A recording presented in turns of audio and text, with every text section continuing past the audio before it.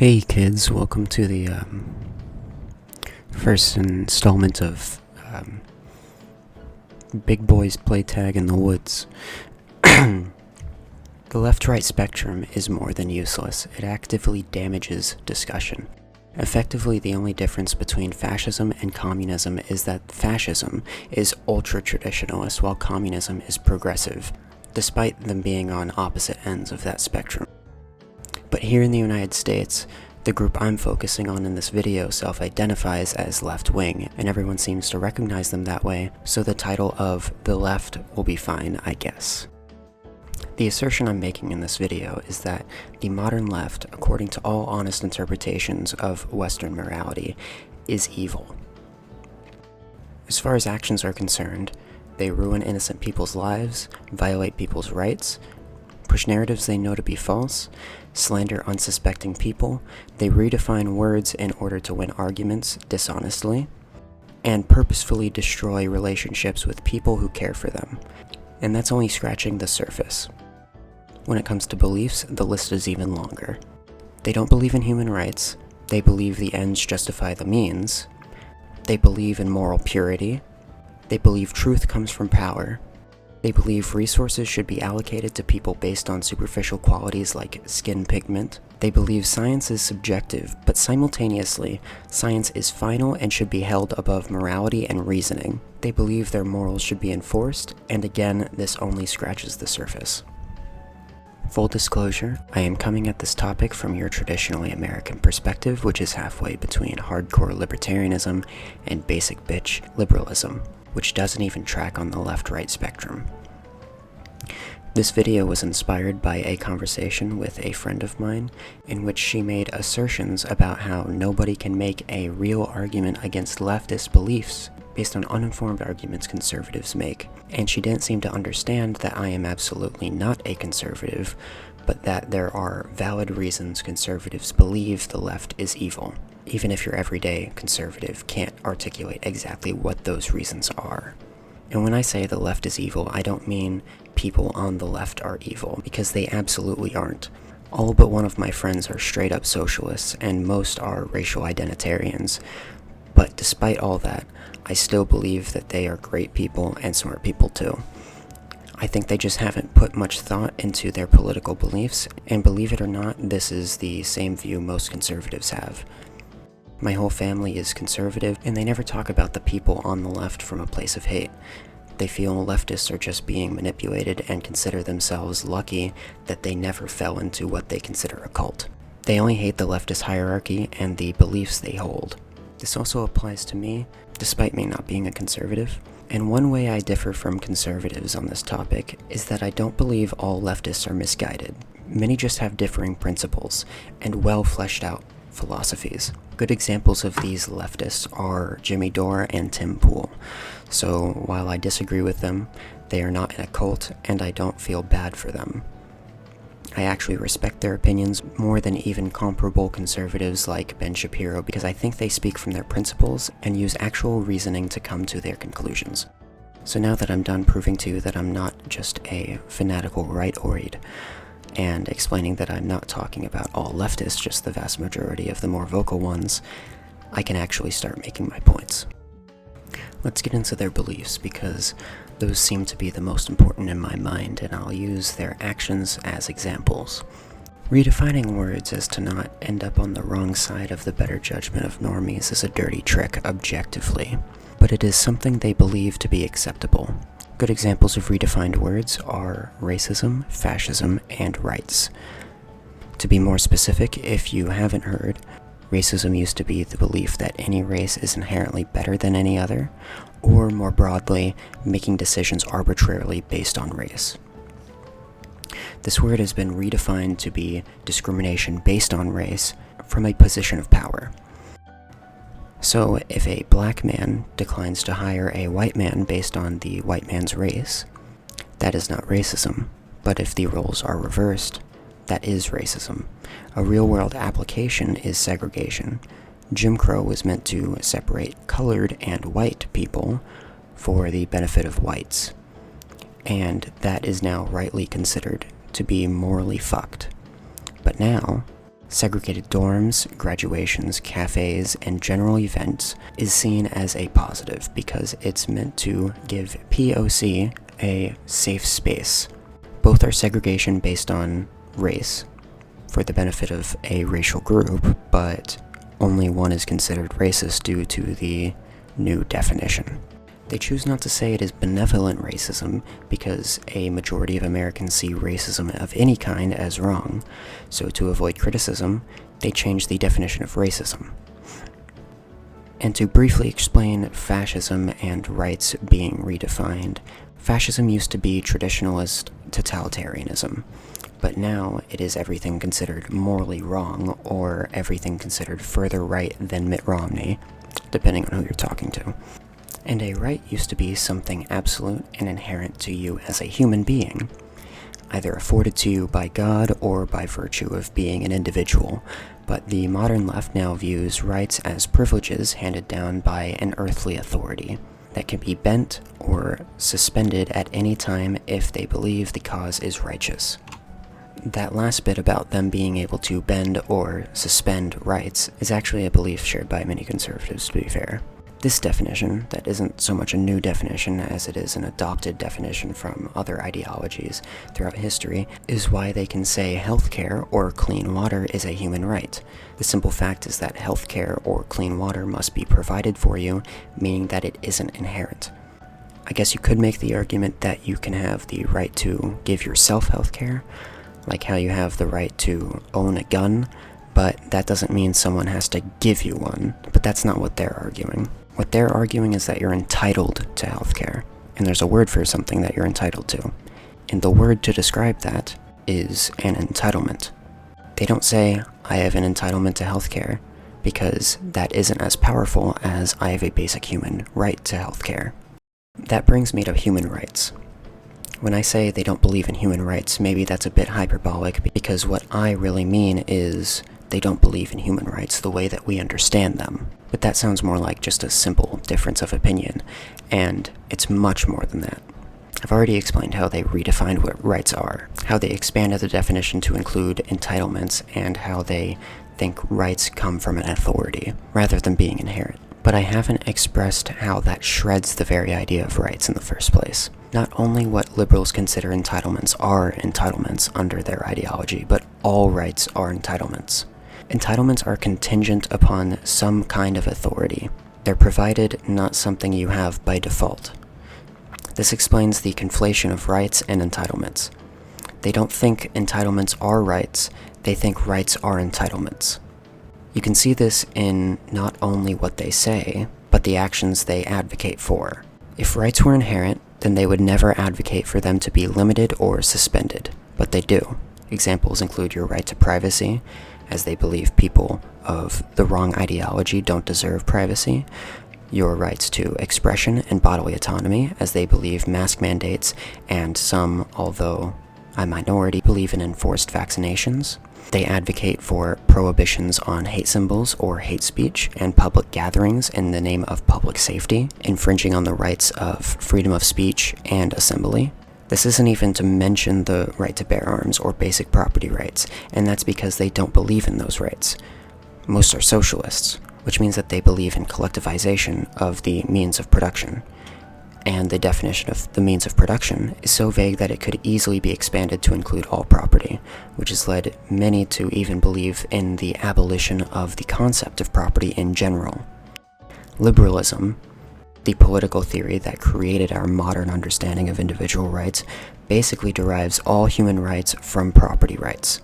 And I hear you, just because the political theory says it doesn't make it true, but hear me out. If not property rights, where do we derive our rights from? Was each right handed down by God? Because if that's the case, then every right is arbitrary and made up. Because even if you believe in God, there's no way anybody would be so in touch with God's will that they would be able to jot down all the rights we consider to be natural. Where rights originate can only be property. Your rights to speech, bodily autonomy, assembly, movement, privacy, and all the others that concern your body directly are derived from property too, because your body is property. There is no right that can't be broadly described as saying you can do what you wish with your property. So what does it mean to not have a right to property? It means every right is arbitrary and must be derived from authority. This further explains the left's confusion over human rights.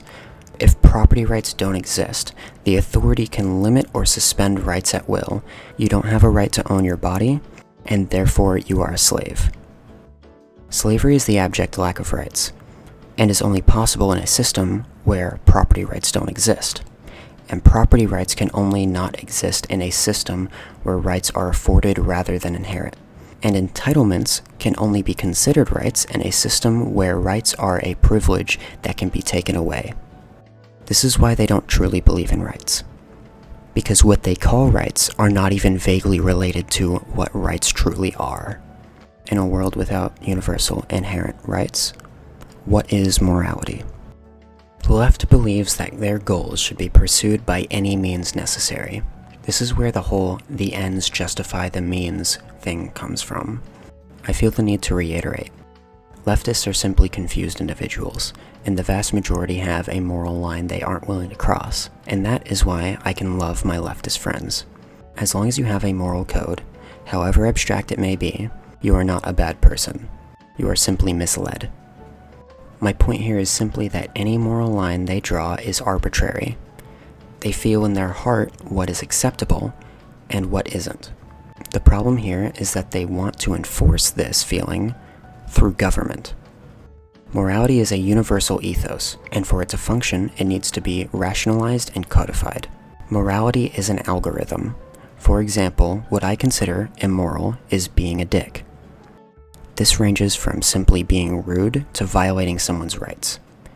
The only time my morality should be enforced is when rights are violated. If you stab someone, the state should intervene, but if you call someone a mean name, the state should stay out of it. This is because if the state did intervene, that'd be violating the rights of the person using the mean name. If the person who got stabbed the stabber in self-defense, that would be acceptable, because even though he is violating the right to bodily autonomy of the stabber, it is in order to preserve his own right to bodily autonomy. My moral code should only be enforced sometimes, because in some situation, enforcement of my moral code would itself violate my moral code, and in those situations, the default response is to not respond. Morality is a philosophy you live by, which means your moral code governs your actions. I know this is all basic shit, but bear with me. If the ends, or your goal, justifies the means, or the actions you take to get there, then morality only governs your goals, not your actions. For example, your end goal is to save pandas from extinction. Let's just keep it simple and say your morals include murder being wrong. Now, you could either murder so many pandas that they are at serious risk of going extinct, just to get the world's attention, and to get them to focus on helping the population recover, and save years of time and hard work so that you can go perform other good deeds. Or, you could dedicate your life to conservation and act morally. I know how ridiculous this sounds, but it's what I came up with. The first option is the ends justifying the means. You violated your morals by murdering loads of innocent pandas, but you achieved your goal in reviving the population in the end. Leftists may say this example is stupid, but they do say there are no bad tactics, just bad targets. The most extreme are willing to kill the elite to achieve equality. The old example I used regarding Jim Crow is perfect here. Jim Crow was wrong because it oppressed non-whites, and it is wrong to oppress a racial group. But because whites and Asians are disproportionately represented in the middle and upper classes and positions of power, they view it as legitimate to oppress whites and Asians if it results in equality. And to get the public on their side, they're willing to change definitions of words. If the ends justify the means, that means you're willing to violate your morals, which means you're not living your morals. If you aren't acting in accordance to your morals, the question must be asked: are the actions you're taking expressly immoral? If a leftist is being honest, he would say no. as long as the goal of the action is righteous. This is proof that their moral code does not actually exist, or contradicts itself. A moral code that contradicts itself is useless, and the hierarchy, the leftist thought leaders, know this. They, the leaders, have no morals other than power, which isn't morality at all. The leaders dictate the ideology, making the ideology inherently evil. Ironically, similarly to many conservatives, the left also believes in moral purity. You can see this in their "you're either with us or against us" outlook on politics. For example, they say you're either an anti-fascist or pro-fascist. But when they say anti-fascist, they mean the group, which, yes, is a group just like Christianity is a group. Short justification: Christianity is broken up into probably hundreds of denominations at this point, and don't all submit themselves to a single hierarchy, but share the same basic beliefs and same basic goal, just like Antifa. Anyway, the Antifa group includes people with ideologies that range from anarcho-communism to authoritarian communism to democratic socialism to legitimate national socialism. Liberals, fascists, libertarians, anarcho-capitalists, feudalists, and monarchists are not welcome. Only one of those ideologies is fascist, and only 3 are even close to fascism. The others are further from fascism than half the people who call themselves Antifa. They view it as a binary, though. Not because they believe liberalism is authoritarian traditionalism, but because they see them both as counter to their movement, which is the only virtuous movement. For some, fascism and liberalism are the same because they both believe in the existence of the state, and for others, they're the same because neither indiscriminately dives headfirst into so-called progress. Again, the liberal point of view allows for wiggle room. You can be left-wing and still be a moral human being. You can be right-wing and still be a moral human being, because morals are based on your actions and intentions, not whether you agree with the leftists or not, aka whether you accept their power or not. I must add that many conservatives do this to some extent too, though it's a very small minority at this point. It used to be a much worse problem, but they do it from a more religious perspective. Another flaw in the leftist ideology that tracks with the ideas of rights coming from power and the ends justifying the means is that many believe truth is subjective, and many believe that truth comes from power. Truth being viewed as subjective is exemplified by leftists using phrases like "my truth" or "my lived experience," as if my truth would be any different from your truth. Clearly, my truth doesn't always mean truth is subjective, as people like my mom like to use it in place of my experience, but that's often not how they mean it. They mean it in keeping with the postmodernist theme. For example, my mom would say something like, "I got a job when I was 13, and that's my truth."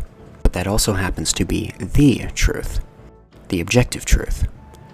No matter what perspective you look at it from, my mom officially was employed and did work after the Earth orbited around the Sun 13 times after she was born. To many leftists, though a slim majority, that would not be true unless they agreed with it, or an authority figure said it was so. Objectively, it either happened or it didn't. Whether you believe it or not is irrelevant to how true it is. I often hear conservatives say this is why the left shouts down people opposing their viewpoints, because they are afraid that their opponents may say something, and that'll make it true. But I don't think so. I think they only do that to assert their dominance and homogenize the discourse. Kinda like a parent saying, "'cause I said so," and that's the end of it. I think this is better proven by their worship of science. If I make an assertion about human nature, or how it applies to a specific policy, a leftist would respond, "Do you have any studies you can provide as evidence?" No matter how obscure the topic of discussion is, when I say no, because there aren't any studies on the topic in general, they'll call my claims baseless. Even if I walk through the reasoning behind my beliefs, 9 times out of 10, they'll claim that if science hasn't weighed in, they're the ones who are right. By no means am I saying science isn't valuable. It is, but reasoning is valid, especially in the absence of science. The problem is that they will insist on truth being an opinion until the authority, aka science, has spoken, despite science being constantly in flux. All of this shit proves leftism has no basis in morals of any kind. and is just a power play and manipulation by the elite. It includes beliefs that make no sense or completely contradict other beliefs held by the same people, and justifies it by saying truth is subjective. It rejects reason by forcing its followers to alienate their friends and family who won't submit to the orthodoxy. And finally, it purposefully manipulates people into following or accepting it by manipulating the language or outright lying, and then says it's okay because as long as they get their revolution, who cares who they hurt along the way? It's a clusterfuck of various unsuccessful ideologies, and when you bring that up, they claim it'll be different this time, either because it hasn't been tried yet, or the whole world has to conform for it to work. And then when accused of imperialism or white man's burden, it claims that only fascism can be imperialist, and only white supremacists can have white man's burden, and can't seem to see the obvious irony, while in reality, it can see it. It just prefers to gaslight rather than address its own flaws because creating a coherent ideology is not the goal. It is to gain power. Hey kids, I know that was kind of the conclusion, but I have a little bit of a footnote. The whole everything is political idea the left pushes isn't dishonest. From their point of view, everything is political, because no facet of life should go unregulated by the state. This may sound hyperbolic, and perhaps it is, but consider this. The quintessential leftist point of view is essentially that rights are afforded rather than inherent. This is the assumption that all leftist thought is based on. And if you truly and honestly think about their policies and how they relate to their beliefs on the nature of our existence as a species, you will come to the same conclusion. For example, the left is in favor of marijuana legalization. And to a layman, this is an opinion rooted in liberty. But you contrast that with their disbelief in property rights, and you get a confusing picture. In comparison, libertarians are in favor of marijuana decriminalization, a fundamentally different concept, though the results are the same. Legalization is the state making a concession, with no consideration that the law may have infringed upon human rights when it was still around. Decriminalization is the state walking back a former decision, presumably after realizing it broke some fundamental code. The libertarians' belief in marijuana decriminalization can be tracked directly back to their belief that the state does not have the right to criminalize it in the first place, while the left's legalization can only be traced back to the shallow fact that they personally disagree with the law itself, and not the political system which allowed it to pass originally. Whether you agree with the law or not, it is an indisputable fact that criminalization of weed is a regulation inflicted on your body by the state, and the precedent set by this law legitimizes future laws which invite the state into your personal decisions. And the left disagrees with the application, but not the principle. If any regulation of our personal lives is up for debate, then there is nothing outside the state's reach, making everything political. Liberals believe in hard limits on the state's power, and those limits create pockets of reality the state can't touch, making them non-political topics. This is why most Americans find this concept of everything being political confusing. And a footnote on this footnote is the fact that Mussolini defined fascism as everything for the state and nothing outside the state. So, what does leftism sound like to you? Finally, I'm done preaching. I don't really care if you click the like button or not. All I ask is that you maybe send this to your leftist friends. They're not immoral people. They just haven't put in the thought necessary to realize what they believe is wrong. And I'm thinking maybe if I force them to think critically through this video, that could help de-radicalize them. This video is meant to be a nuke, and all my past scripts for politically themed videos have been very precise attacks. It's kinda like a tree. This video is meant to chop down the tree at its base and salt the earth surrounding it, to prevent it from growing back, while my past scripts have been the equivalent of chopping off random branches at the same rate that new branches grow in. This also applies to every one-on-one conversation I have with my leftist friends. Even if I chop off a halfway major part of their ideology, They go silent on political topics for a period, then less than a week later, they come back just as entrenched in their beliefs as before, except with small alterations. And don't even seem to remember we talked about it in the first place. And on top of that, they seem to become less and less receptive to any criticism as time goes on. Just saying the same copy-paste leftist talking points over and over again without acknowledging the points I'm making. Mowing a lawn full of weeds won't get rid of the weeds. Pulling each one takes so long that the ones you haven't gotten to yet will reseed the ground, and it becomes a vicious cycle. So I'm just gonna light the whole lawn on fire. If I got anything wrong, please let me know in the comments. Bye, kids.